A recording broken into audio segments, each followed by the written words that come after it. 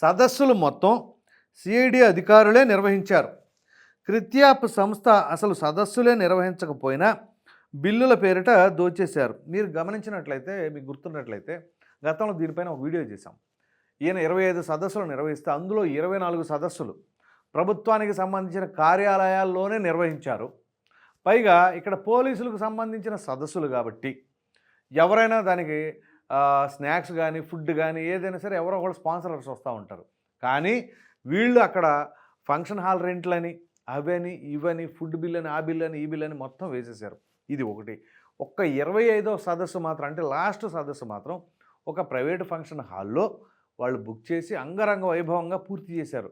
So ఆ ఒక్కటి చూపించి ఎస్టాబ్లిష్ చేయడం అనమాట. ఇదిగో మేము ఇంత ఖర్చు చేస్తున్నాం అనేది చూపించుకోవడం కోసం ఆ ఒక్క దాంట్లో చూపించారు.